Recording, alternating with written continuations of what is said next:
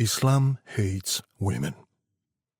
I have never seen anyone more deficient in intelligence and devotion than women. Muhammad. I have never seen any woman suffer as much as Muslim women suffer. Aisha, 9-year-old wife of Muhammad.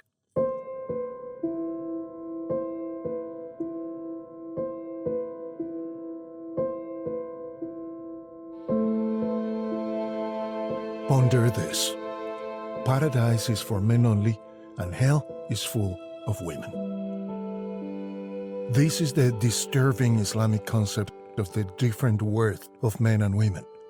Paradise is for men only, and hell is full of women. Traditionally, a Muslim woman is valued only when she supports her family with complete and joyful self-denial as a mother, as a wife, as a daughter, as a sister. A woman is a dependent creature at the service of the males around her, her sons, her husband, her father, and her brothers.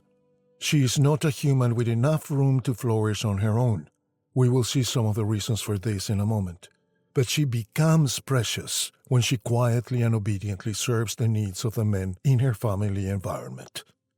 If she does not do so quietly and obediently, things are quite different, as the most revered collection of the hadiths, the sayings and deeds of the Prophet Muhammad, explain to us.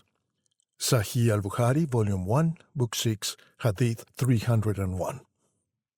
On one occasion, Allah's apostle walked past the place where the women were and said, "O women, you had better bring many offerings, for I have seen that most of the inhabitants of hell are women." And they asked, "Why is it so, O Prophet of Allah?" And he answered them, "Because you often grumble and are ungrateful to your husbands." The 9th century writer and compiler Ismail Ibrahim al-Bukhari, I will explain soon who he was, is a fundamental piece, the most fundamental writer in Islamic theology, second only to the Quran, and often as influential as the very Quran, because Bukhari explains and illustrates the often obscure message of the Quran in practical terms for daily life. In this text we just read, Bukhari has the Prophet declare that most sinners in hell are women, burning there for the sin of grumbling and being disobedient and ungrateful to their husbands. Muhammad continues and adds salt to the wound. Listen to the rest of the story. I have never seen anyone more deficient in intelligence and devotion than women. A sensible and cautious man could be deceived by you. The women asked, "O Prophet of Allah, what is deficient in our intelligence and devotion?" The Prophet replied, "Is not the evidence of 2 women equal to the testimony of 1 man?" They answered, "Yes." The Prophet replied, "This is the deficiency in their intelligence. And is it not true that a woman cannot pray or fast during her menses?" The women answered, "Yes." And then the Prophet replied, "This is the deficiency in their devotion." This text is very worrying. Bukhari, the trustworthy and correct Bukhari, tells us here that Muhammad condemned women because 1. A woman's legal testimony is worth only half that of a man, implying that a woman's intelligence is only half that of a man. And 2. Women are guilty of the exasperating habit of menstruation, that physical weakness whereby they become genetically deficient in devotion, regardless of their virtue, integrity, goodness, and service. Bukhari has Muhammad condemn women for having the bad habit of bleeding several days every month. So, unless they stop being Muslim and stop menstruating, that is, unless women stop being Muslim and stop being women, women are forever and hopelessly doomed to be deficient in their intelligence and devotion, no matter how brilliant, sweet, and generous they are. Unless they stop menstruating, women will always be second-class human beings, deficient in devotion. Women can be beautiful and helpful, yes, but never as valuable and reliable as men. This is very worrying. There are 1 billion Muslim women on the planet today. 1 billion human beings that fall under the blow of judgments like this. Allow me to pause to explain briefly what hadiths are, and I will also explain who Ismail Ibrahim Bukhari was, the compiler of these hadiths. Hadiths are foundational Muslim stories, often as disconcerting and disquieting as this one I have just read for you. Hadiths should not be, but they are an integral part of the Islamic religion because they settle disputes and doubtful interpretations of the Quran. Hadiths provide, we are told, the correct Islamic teaching on almost every aspect of Islamic life, based on statements and actions attributed, spuriously, I believe, to Muhammad. The Hadiths are collections of the sayings and deeds of the Prophet as remembered by ordinary people decades and centuries after the Prophet's death. They were preserved and collected by oral tradition at various times in various places, but among all the collections of the Prophet's sayings and deeds, and there's a dozen of them, Sahih al-Bukhari is the most revered and trusted. It is enshrined as the most authoritative. The title Sahih means authentic, genuine, trustworthy. In Islam, Sahih al-Bukhari, i.e., Bukhari, the authentic, the truthful, the trustworthy, is revered and followed with almost the same zeal and urgency as the Quran itself because it explains and illustrates the teachings of the Quran in a practical way. Whatever Bukhari tells us cannot be taken lightly as a mere legend or fantasy, although it certainly sounds as such. If the trustworthy Bukhari, if the genuine Bukhari, claims that Muhammad said something, Bukhari is undoubtedly correct. And Islam makes the fatal mistake of following Bukhari when, and I say this with all respect, he insults the Prophet Muhammad with such passages as this.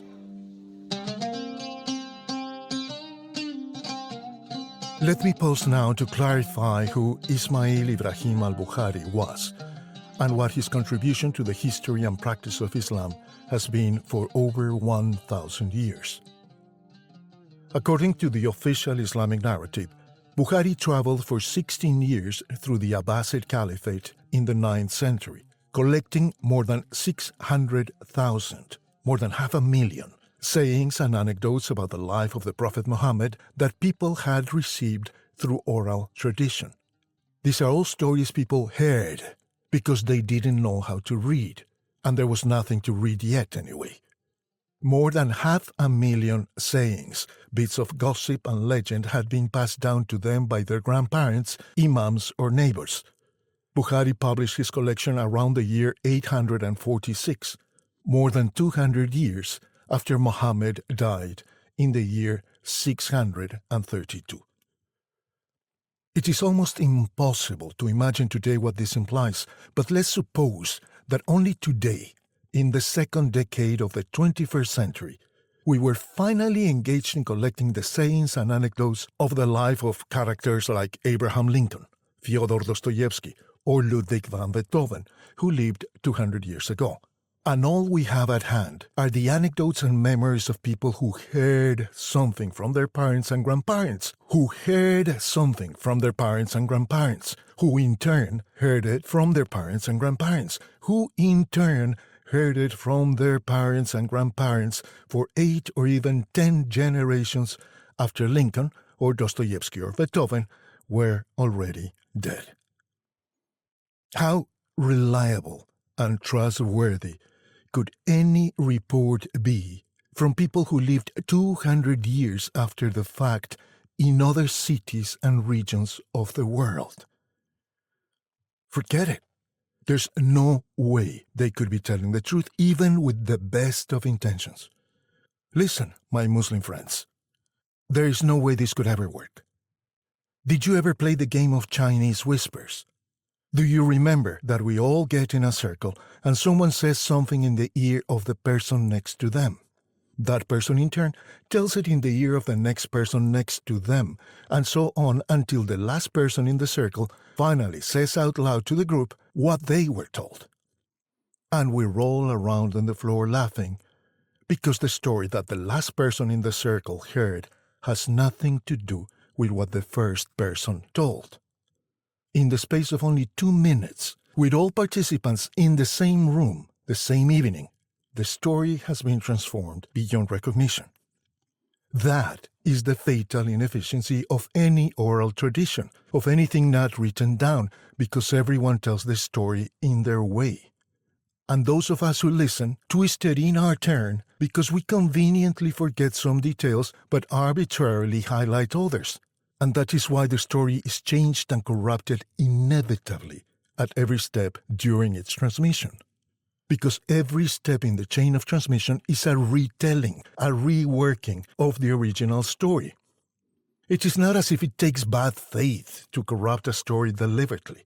It is that human beings are incapable of listening to something without passing it through the dirty filter of our minds, and interpreting and correcting it as we find most useful or appropriate.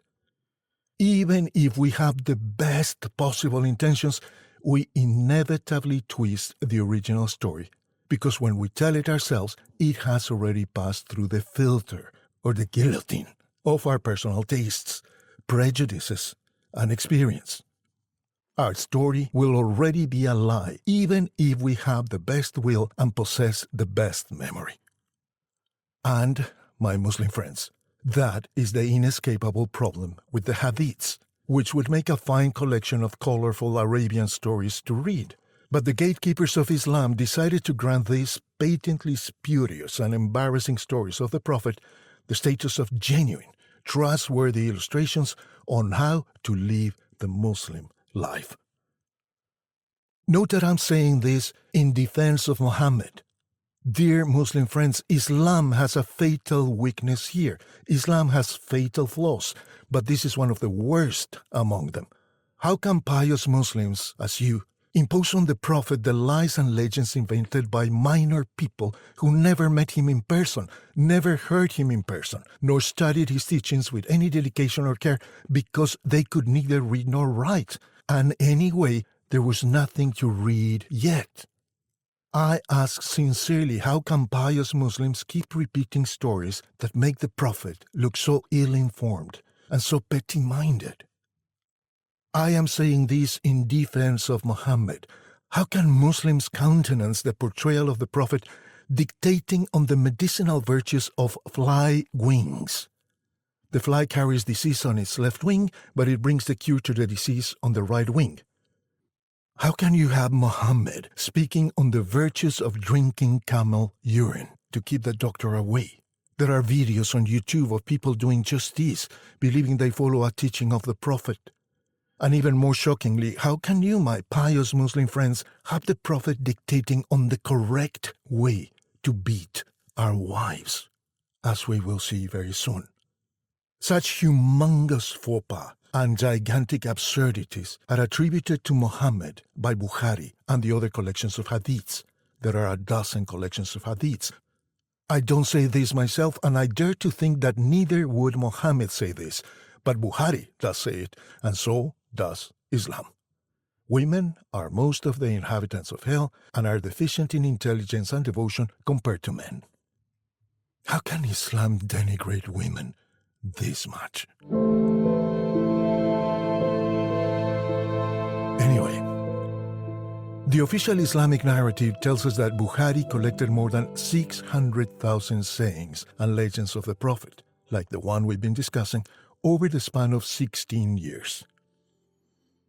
This already has to be a lie, because no person in the 9th century could collect 600,000 of anything, except grains of sand in the Arabian desert. We are talking about the 9th century.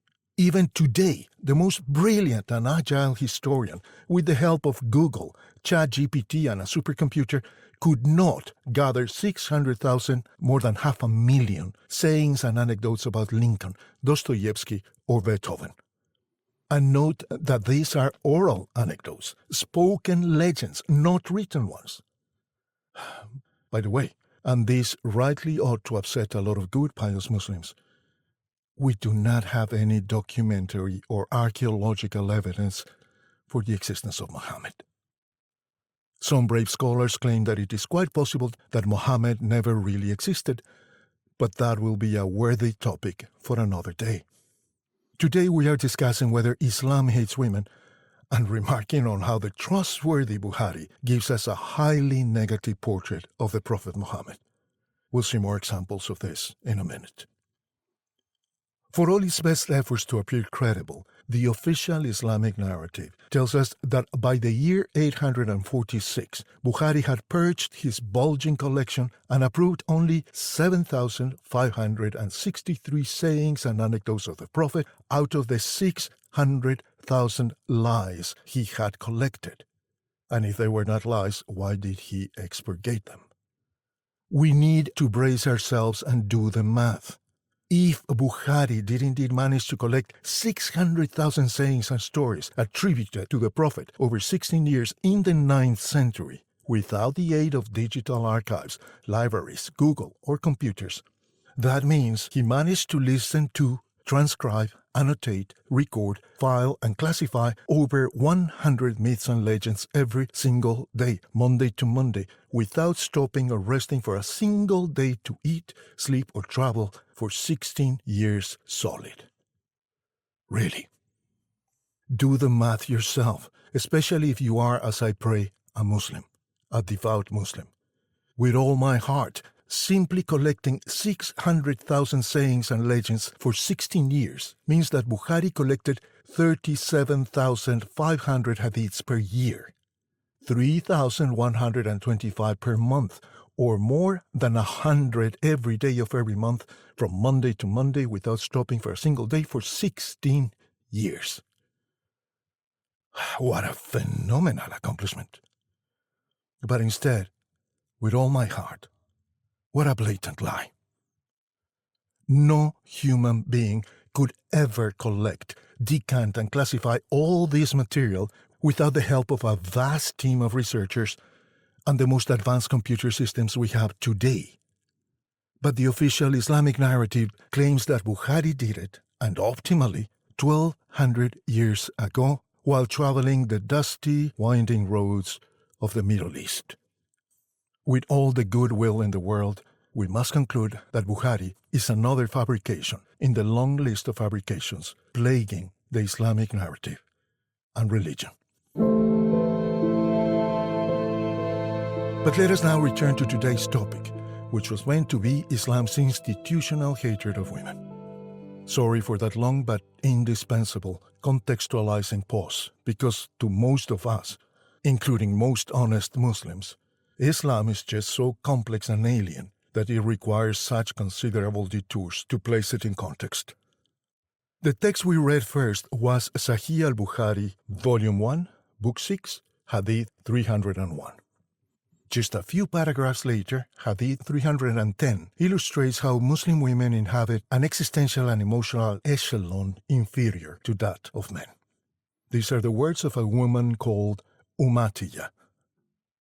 We were forbidden to mourn for a person for more than 3 days, except for a husband, for whom it is permitted to mourn for 4 months and 10 days.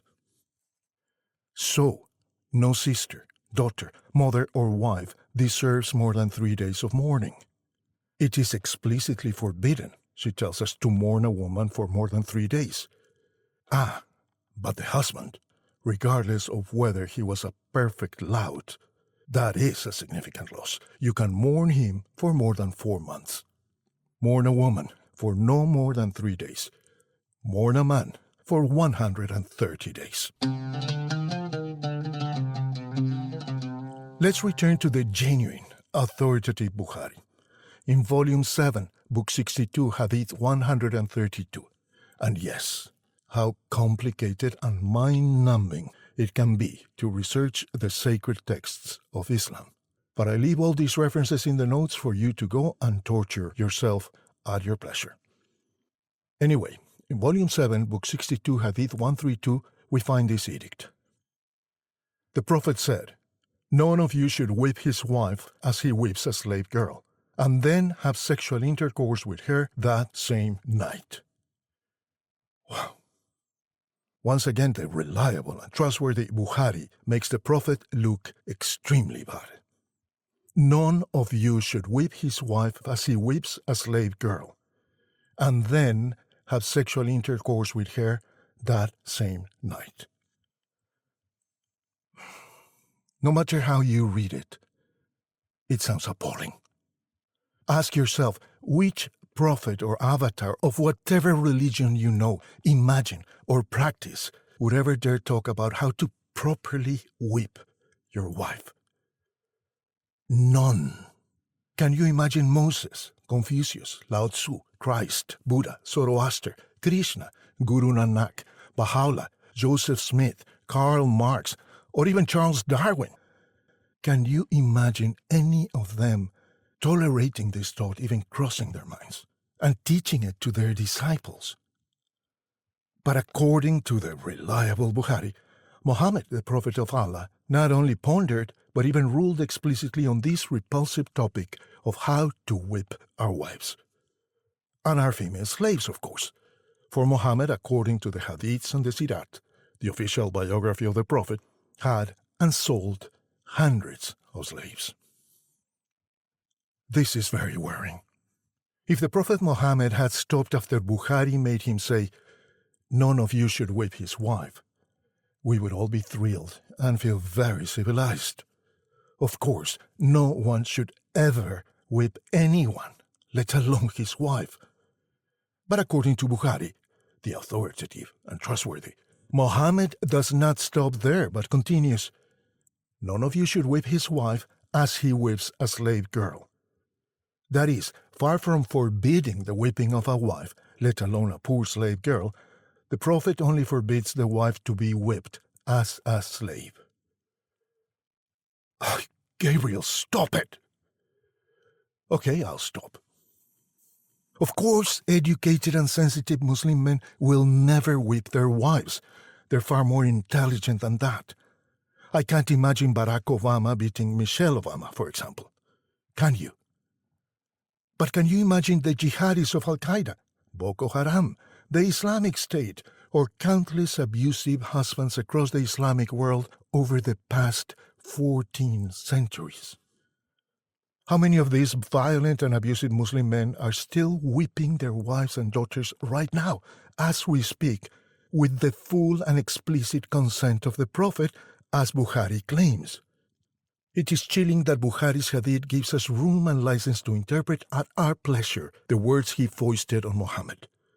If we whip the slave girl 30 times, we can whip the wife 29 or 31 times, and we have satisfied the commandment and our virtuous Muslim husbands.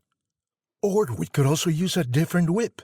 How about using the black whip for our slave and keeping the blue one for our wife? As long as we don't whip the wife like we whip a slave, we've done our duty. Brownie points. Can revelations like this make you feel attracted to Islam and the reliable and genuine Sahih al-Bukhari? But even more cruel than the whipping that day is the reason why it is not advisable to whip your wife so hard. Not because you love her, not because you owe her any respect or gratitude, but because you still want to have sex with her that night. You want your wife to be available and presentable that night to satisfy your appetites and not convalescing in some hospital. Or if you were so angry that you whipped her like a slave, and there is no limit to the whipping of a slave because a poor slave is just a piece of property and you can do with her as you please, then just don't sleep with her that night, okay? Deny yourself the pleasure of her body that night, and you've cleared your conscience as a good Muslim husband. No wonder Andrew Tate, Alpha Tiger, converted to Islam. It's a dream come true for him, isn't it? Now he has divine sanction to be the meanest and loudest macho among all macho men. When we know what we know about Islam after reading passages like this, from sources which are fundamental in Islamic theology and practice, can we expect the women of the world to see the light and run to embrace Islam? Because it is the perfect religion for all mankind, as Quran chapter 5 verse 3 claims it is. These cruel, callous texts make it evident that in Islam a wife is just a helpful piece of furniture. Don't ever kick your chair too hard because you will need to sit on it to have dinner tonight, and you want it to still be in working order. Does it not alarm you that there is no question that the wife is whippable? Nor is there any question as to why a husband would want or even have the right to whip her like a slave. The venerated collection of hadiths that illustrates most aspects of Islamic life recommends that she should not be beaten so much that she ceases to serve you. Even battered and bleeding, your wife still has the divine task of loving you and satisfying all your twisted appetites. That same night, after you whipped her into submission. Submission. Precisely what the word Islam means.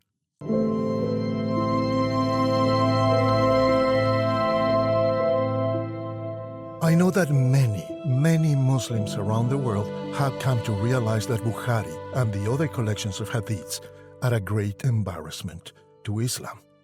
They want Quran-only Islam. I'm sure that many people, bona fide Muslims, and even infidels like me, are thinking now, well, that's what the liar Bukhari claims Muhammad said, but surely that's not what the noble, the sublime Quran would say. That was my own path into this subject. But it must be said that, sadly and regrettably, the Quran condones and encourages prejudice and violence against women and many other groups and peoples in the most insidious ways. There's just no way to hide all the evidence. If you were ever to seek marriage counseling in the Quran, this is what Surah 4:34 teaches you. Men are in charge of women because Allah made them superior to them. Oh well, with such a ground rule in place, we move confidently forward. This is the Quran, so these are, as demanded by the official Islamic narrative, the undisputable words of Allah. Whatever a woman's worth, no matter what a woman achieves, however brilliant, loving, and wonderful a woman may be, and you and I know thousands and thousands of them, the problem is that Allah did not give her the distinction of being a man. That's what the Quran says. Her only option is to let the men around her rule over her, regardless of whether they are dunces, as often happens, without a single scrap of intelligence, education, or grace. Women are created genetically inferior because Allah made men superior to women. Quran 4:34. And this is not just a poetic statement. We see the evil consequences of this Quranic text every day in the 21st century in Saudi Arabia, Pakistan, Malaysia, Indonesia, and Iran, to mention just a few staunchly Islamic countries. No matter how we try to explain it away, we have to conclude that Islam hates women. Listen to the rest of the surah, chapter 4:34 of the Quran. Upright women are devoutly obedient, and in the absence of their husbands, they protect their private parts. As for those women in whom you observe misconduct, admonish them, refuse to share their bed, and beat them repeatedly. But if they become obedient again, do not seek other ways to punish them further. Allah is always high, exalted, and great. Oh goodness. This is very worrying because the Quran is regarded as sacred by 1/3 of humankind. This is the unchanging, eternal, immutable text of the Quran, the eternal and unadulterated words of Allah, the All-Merciful. Please look it up, Quran 4:34. Read the whole of chapter 4 of the Quran, by the way. Troublesome women are to be beaten repeatedly. And how shall we do that? Are they to be pounded with sticks and canes? That is what the Quran sanctions for any angry, violent, psychotic man out there. And at this point, the defenders of Islam cry foul, claiming that the original Arabic text does not say they should be beaten repeatedly. It only says to beat them. It only says that we have to beat them. We decide whether a lot or a little, but quarrelsome women must be beaten. If this sounds impossible for you to believe, if you think that surely the Arabic original said something entirely different, this is just a mistranslation of the Arabic original, and you want a most authoritative Islamic theologian to clarify the meaning of the text and to explain it in more correct terms, consider the revered al-Qurtubi's commentary on Quran 434. Why are men commanded to beat their wives?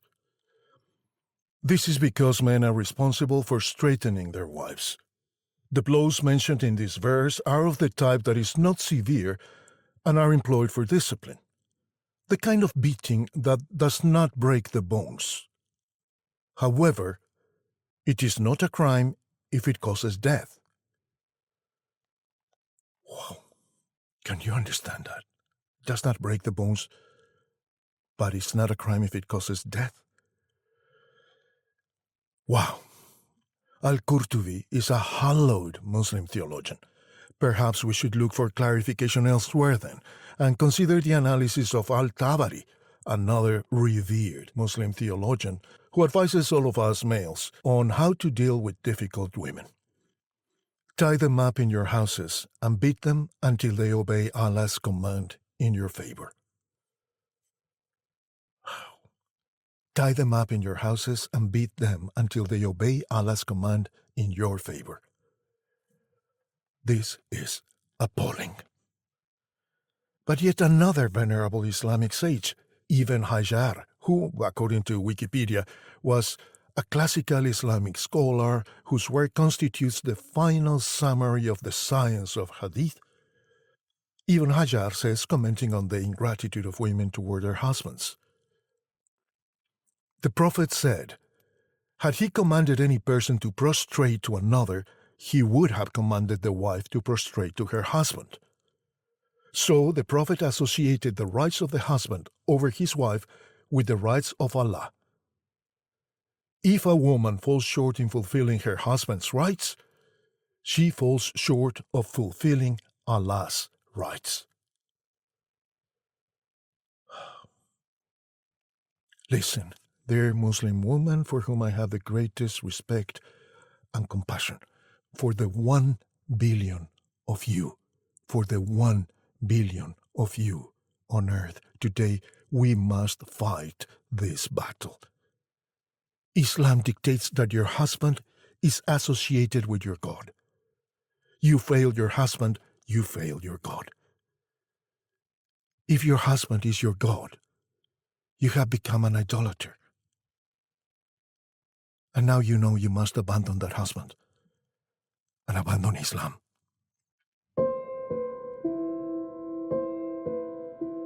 What more evidence of the inferior status of women in the Quran? According to Quran 4:11, sons should inherit a portion equal to that of 2 women, i.e., men receive twice as much as women. Quran 4:12 instructs that when a wife dies, the husband should receive half of whatever she has left. But if the husband dies, his wife can only receive a quarter, half of a half, of whatever he has left. That is as far as property is concerned. As far as sexuality is concerned, a dark precedent is set for those of your wives who commit unlawful sexual acts, i.e., have sex outside marriage.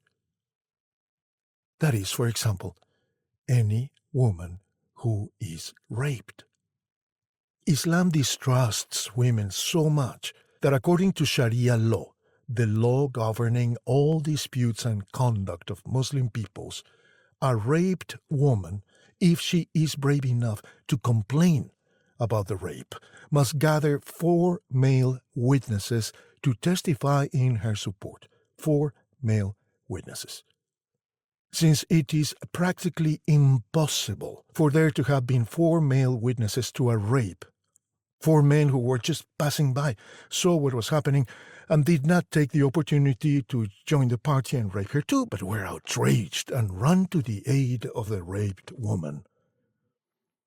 How often do you think that would happen? How many victims of rape do you think ever managed to gather that select group of 4 male witnesses willing to support them in their claim? And so even when a victim of rape musters the enormous courage to complain, her case collapses. And then she, the raped woman, ends up being accused of having seduced or provoked the innocent rapist and of having lowered herself, and him, poor thing, to have sexual relations outside marriage, i.e., illegal sexual intercourse. In Sharia law, the highest rule of law for any Muslim, ruling over and above the law of any adopted country a Muslim person may live in, American Muslims should put Sharia law above American law. French Muslims put Sharia law above French law. According to Sharia law, rape is always the fault of the woman, unless the woman, after being raped, gathers herself, gets up, and goes to find 4 men to testify in her favor. That is just no way to do justice, Muslim friends. What if you are a 10-year-old girl, raped in your own home, in some hidden alley? Where will you ever find 4 adult males who have witnessed and are willing to testify on your behalf, instead of raping you too, taking the chance because since you have already defiled yourself by having sex outside marriage? What is the fate of these women, even if they are so often desperate girls and boys who have sustained years of persistent rape at the hands of their fathers, stepfathers, brothers, relatives, neighbors, or teachers? The noble Quran 4:15 instructs, confine them at home until they die. In other words, lock up the raped woman, girl or boy, in some dungeon until they starve to death. How does confine them at home until they die sound to you? And at this point again, the Quranic scholars will cry out, offended that I dare quote this Quranic verse because it was abrogated, or corrected, or updated. In Islam, yes, abrogation. Allah corrects himself numerous times, usually to make things even worse. That is why Quran chapter 24 verse 2 gives us the updated and improved version of what Quran chapter 4 verse 15, which we have just read, says. Quran 4:15 says that you should lock up this rotten, guilty woman until she dies or starves to death. It's up to you. Quran 24:2 offers a better and more merciful alternative. If a woman is guilty of adultery, she must be publicly stoned to death. And if a woman is guilty of fornication, and every woman who is raped is guilty of fornication, sex outside marriage, as we have already seen, oh well, then just give her 100 lashes. Thank you, Allah the All-Merciful.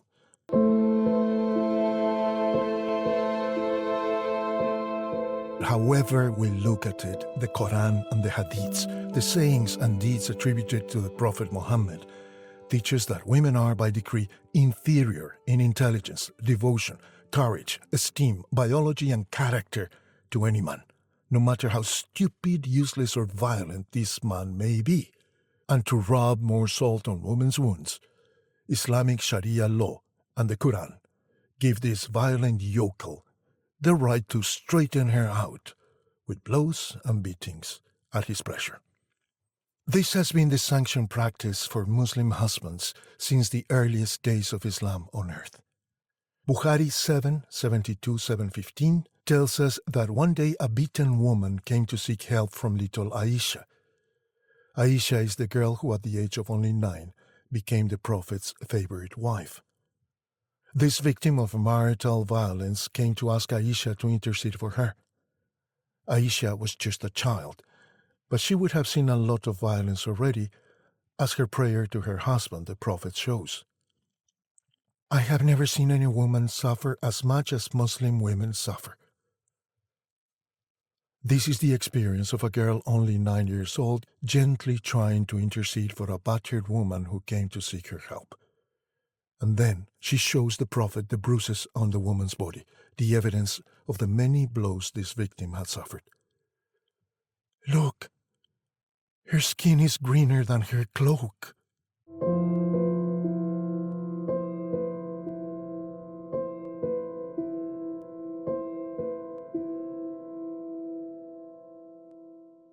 This is sad and appalling beyond words, because 1 billion Muslim women are living under the laws and customs of Islam today. 1 billion women live under the horrific weight of laws like the ones we have examined here, and many more.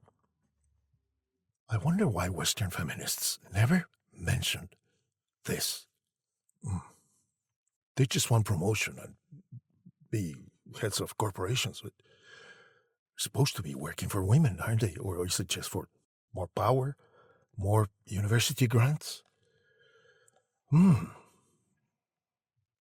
defenders of Islam and Quran 5:3 tell us that Islam is the religion of peace, the perfect religion for the whole of humankind in the 21st century.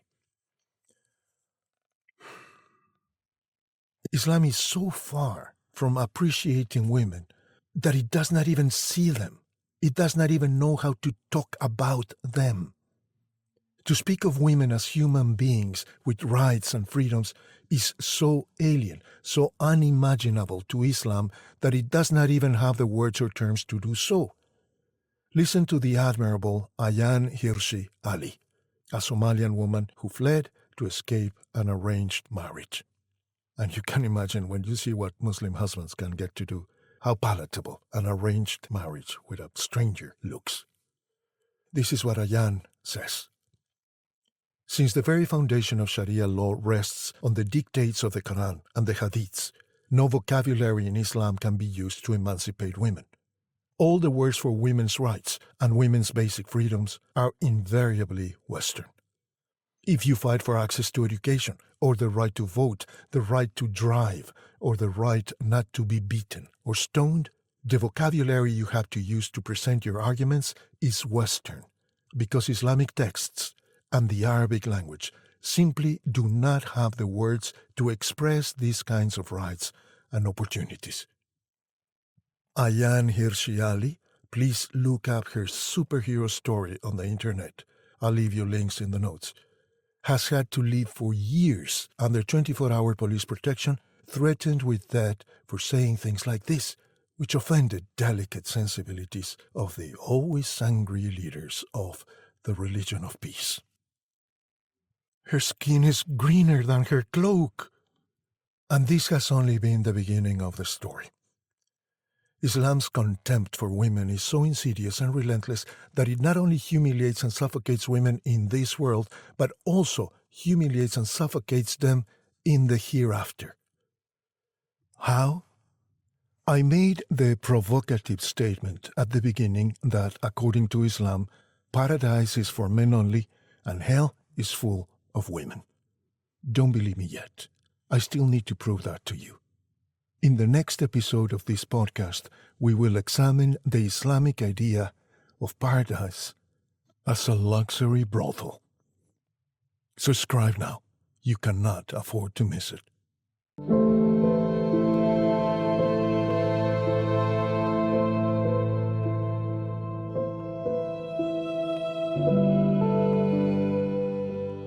Thank you so much for coming with me in this long journey. My name is Gabriel Porras. I am a philosopher, journalist, editor, producer, and voice artist. Visit me at gabrielvoice.com and radiantwhispers.com if you would like to hear more of my work. Let us not forget that as we speak, 1 billion Muslim women live under the harsh laws and customs we pour over today. Share this program to help their cause. Thank you.